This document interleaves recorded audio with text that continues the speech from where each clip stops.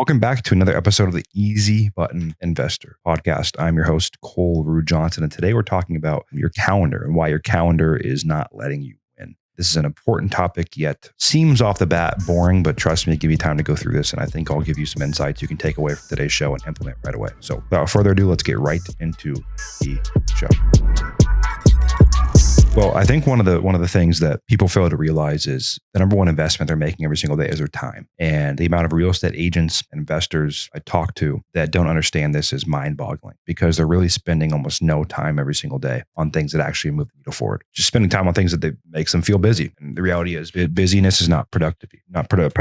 You'd be more successful spending 2 hours per day on something that actually moves the needle than 8 hours per day or 10 hours per day or 12 hours per day on things that don't really do anything. That's tinkering with your CRM. That's data. That's a bunch of stuff that you can hand off to someone really easily. And today's episode isn't about who to hire, how to do that stuff. Today's episode is about your calendar. And I've been through 100 iterations of my own calendar to figure out how to be productive and how to be efficient. And a lot of you guys out there, if you really are honest with yourself, you're spending a lot of time in Facebook groups, a lot of time mentally masturbating on Instagram and TikTok to other gurus and information and the lives that they're living. You're spending a lot of time at meetups. You're spending a lot of time at coffee shops. You're spending a lot of times trying to feel productive instead of actually doing things that drive productivity and ultimately revenue. And your job as a business owner is to spend as much time as you possibly can on the highest leverage things that you possibly can while growing the company and making money. And I've learned this the hard way. I've gone through seasons in my life where I've just stacked my calendar to feel busy and the ball doesn't really get moved forward. And then I've gone through seasons in my life where I kill most of my absolutely essential ones, and a lot of my time is going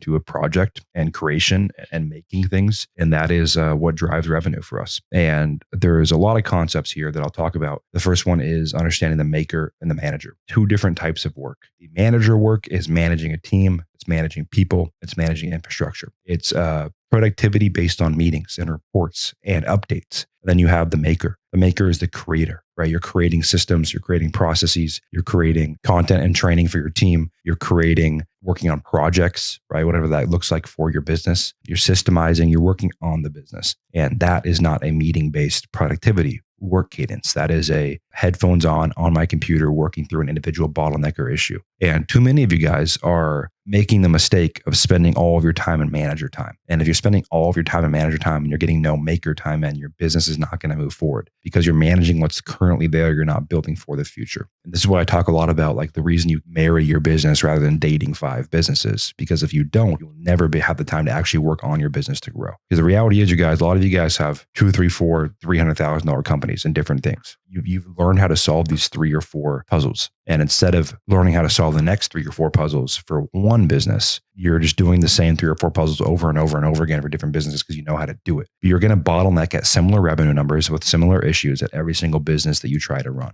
So the answer is not new. It's more and better. And how do you do that in this instance, right? How do you build a calendar that supports more and better? What I recommend doing, you guys, is, well, one, let's do 3 instances. You're working a job. That's instance number 1. Instance number 2 is you are working in your business, right? You're at that first level, or you're a hustler. Then we'll talk about that operator architect phase, what your calendar starts to look like as you move up the ladder. Because I talk a lot of, you guys, if you watch this show frequently, you hear me talk about the hustler, the operator, the architect. Well, that's the same thing I'm talking about here. If you're working at W-2 and 8 to 5, 9 to 5, plus a commute, you're in the office, you're doing what pays the bills, what keeps the roof over your head, what keeps the kids fed. Well, then you got to find time to do your maker work before or after, early in the morning or late at night. You're making your calls to sellers early in the morning or late at night. You're working on your CRM early in the morning or late at night. You're doing the work driving your business forward, where you can. You squeeze in time where you can. Then you go full time on your business. And you go into the hustler phase where you're full time on your calendar. You've never controlled your calendar this way, and you start naturally filling it with things that feel productive, but they're not. That's kind of everything I talked about at the beginning of the show. You really want to focus on the maker work, right? How much of that day can go to revenue generating activity? You got to work in the business and then on the business. In the day, so it's now 8 to 5, you might be hustling, talking to sellers, talking to buyers, making offers, selling deals. But now in the early morning or evening is when your maker work will happen. It's hiring team members, building processes, building SOPs so you can get yourself out of all the roles in your company. You're still squeezing in time beginning of end of the day. But in the middle of the day, you're in your business making revenue, so you don't have to go back to that job.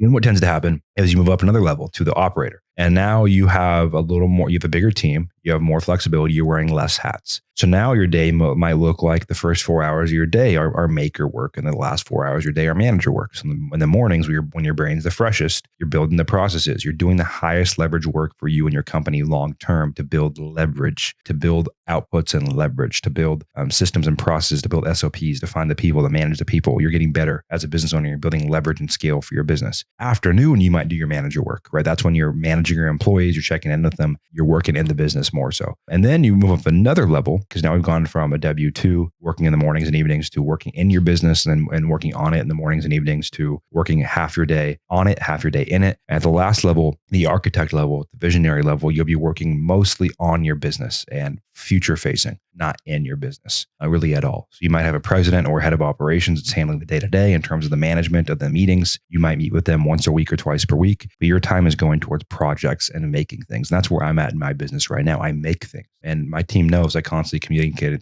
to them like, hey, my calendar is mostly empty because I need to make things. When I build things, we make money. Okay. When I build things for 4 months from now, we make money. When I'm sitting on meetings all day, we don't make as much money. I do have to manage. I do have one-on-ones. I do have direct reports. I do have clients that I meet with that I do one-on-one work with. But I block those off and I theme those days and I bunch those together. So if you looked at my calendar, 80% of my time is going towards maker work, a blank calendar with a project I'm working on. That could be training for my team. That could be training for our clients. That could be a system, a process, a project, a relationship, a resource I'm trying to build, money if we're trying to raise money. So it can be a variety, a myriad of different things, but it's making something, it's creating something, it's building leverage and buying my time back in the future so we can keep growing the business while I have my team managing the business and executing the business day in, day out. Head of operations, who is our COO, head of sales, head of marketing, head of finance. We have a head of production, right, all the way down to our sales team and our SDRs, through our whole company. So that they run the business, they produce the revenue, while I'm creating stuff that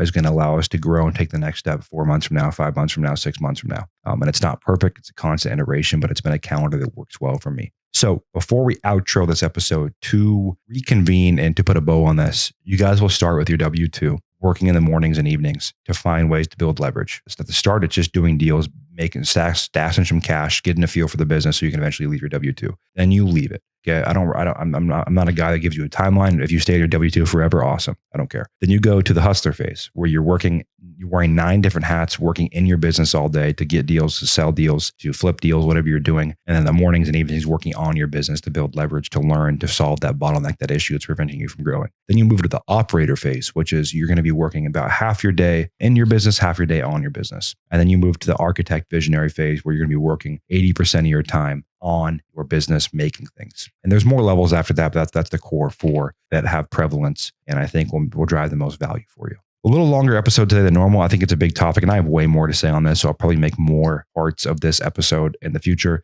But as you guys know, this podcast grows from word of mouth and we really appreciate you spreading the word as we continue to grow and now head towards 200 episodes. And whether you listen on Spotify, Apple Podcasts, wherever else, a like, a review, sharing this on your social media means the world. Hope you got value from today's show. And as always, you are only one deal away.